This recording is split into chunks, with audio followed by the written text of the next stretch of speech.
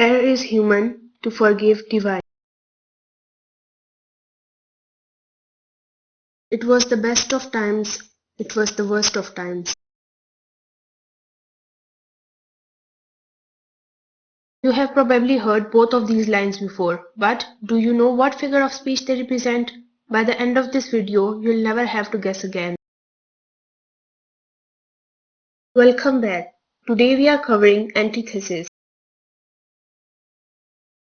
Before anything else, let's get the pronunciation right. It's pronounced as antithesis. Say it with me, antithesis. Today we'll cover its definition, formula, examples from literature and speeches, a quiz, and at the end, exactly how antithesis differs from oxymoron. The word antithesis comes from Greek language. Anti means against, and thesis means position. So, literally antithesis means a position against another position. This is exactly what it does in English. In English grammar and literature, antithesis is a figure of speech in which two opposite or contrasting ideas are placed side by side, and those ideas must be placed in a balanced and parallel grammatical structure. That balance is what makes antithesis so powerful and memorable. Now, before we look at examples, I want you to understand two key features that every antithesis must have. Feature 1. It must contain two contrasting or opposite ideas. Second feature. Those ideas must be placed in a parallel or balanced grammatical structure. Both features must be present. If only one is present, it's not a true antithesis.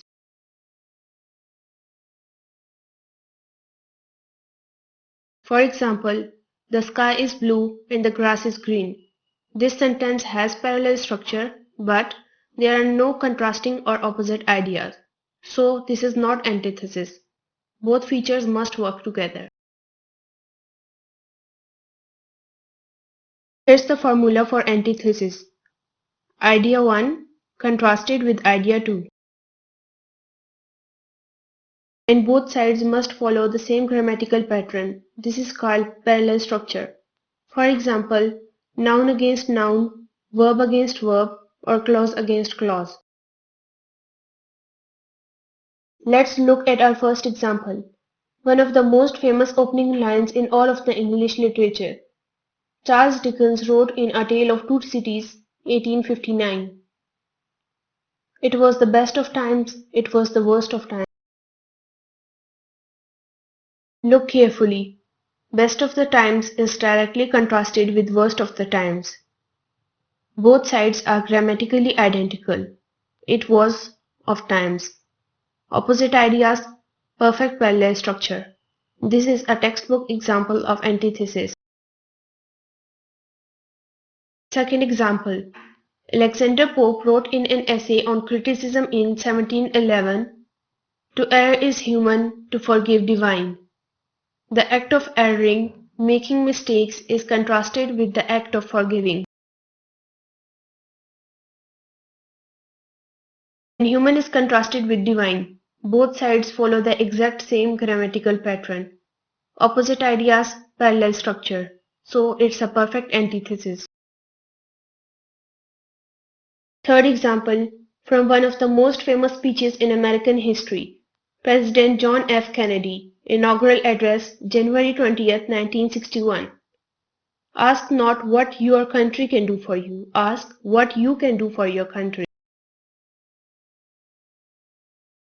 Notice what your country can do for you contrasted directly with what you can do for your country.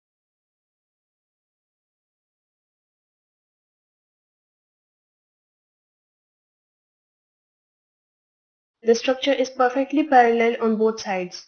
This is antithesis, used at its most powerful in a real speech that inspired millions. Now here's something important. Antithesis is not only found in literature and speeches, it is also present in everyday proverbs and sayings. No pain, no gain. Pain is contrasted with gain. Short, sharp, and perfectly parallel. So it's an antithesis. Man proposes, God disposes. Man's action is contrasted with God's response. It's a classic antithesis. Now it's your turn. I have three sentences for you. For each sentence, decide whether it's antithesis or not. Pause the video, think about your answer, and then I will reveal it. Number 1. Martin Luther King Jr. said, "Darkness cannot drive out darkness, only light can do that."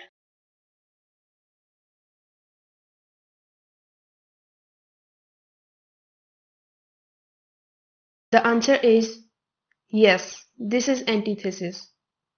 Darkness is contrasted with light. Both sides follow a parallel structure. Opposite ideas plus parallel structure equals antithesis. Question number 2. The silence was deafening. It's an antithesis. Yes or no? Pause and think carefully. No, this is not antithesis. This is actually an oxymoron. It places two contradictory words, silence and deafening, together to describe one single thing.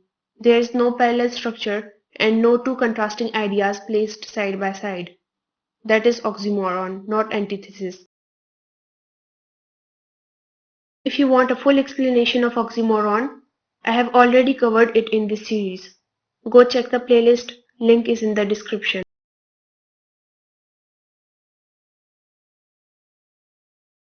Question number 3. William Shakespeare wrote in Hamlet, "Give every man thy ear, but few thy voice." Antithesis, yes or no? Pause and think. Yes, this is antithesis.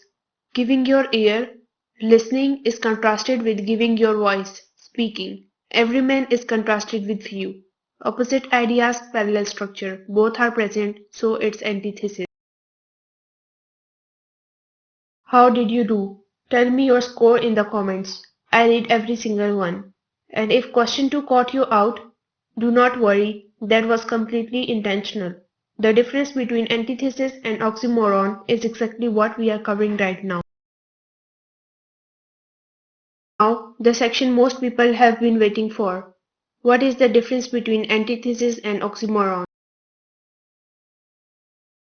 Both involve opposites, so the confusion is completely understandable. But they work in fundamentally different ways.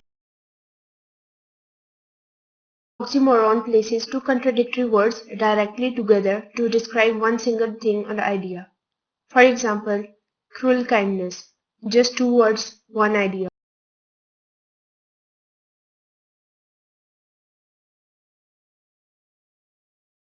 Antithesis, on the other hand, places two opposite ideas in two separate balanced parts of a sentence. For example, to err is human, to forgive divine. It contains two complete contrasting ideas, two parts, and balanced structure.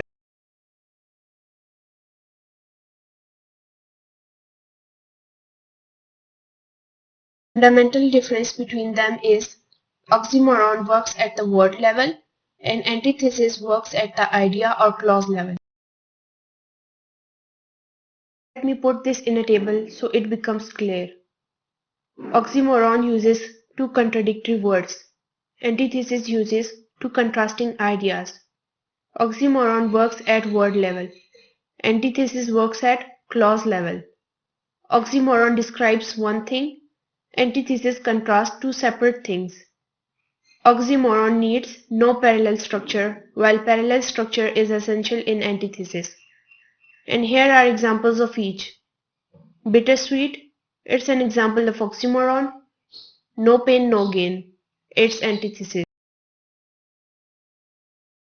There is a brilliant way to see the difference.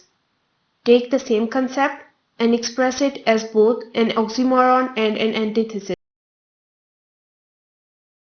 Oxymoron is composed of two contradictory words but one idea. For example, deafening silence. Antithesis is composed of two contrasting ideas in a balanced structure. For example, the world is full of noise, yet the soul remains silent. This example has been constructed purely for illustration to show you the difference in structure. Before we wrap up, let me show you where antithesis appears in real life. In literature, writers used antithesis to create dramatic contrast and make their lines unforgettable. In speeches, leaders and politicians use antithesis to inspire, persuade, and move their audience. In proverbs, antithesis carries wisdom and truth through contrast in a short, memorable form. And in advertisements, brands use antithesis to create punchy and memorable slogans that stick in your mind. Once you know what antithesis is, you'll find it absolutely everywhere. Let's do a final recap before you go. A figure of speech that places two opposite or contrasting ideas side by side in a balanced parallel structure. Two key features that must be present in antithesis are contrasting ideas and parallel structure. It works at clause level or idea level, not the word level. It is different from oxymoron, which works at the word level.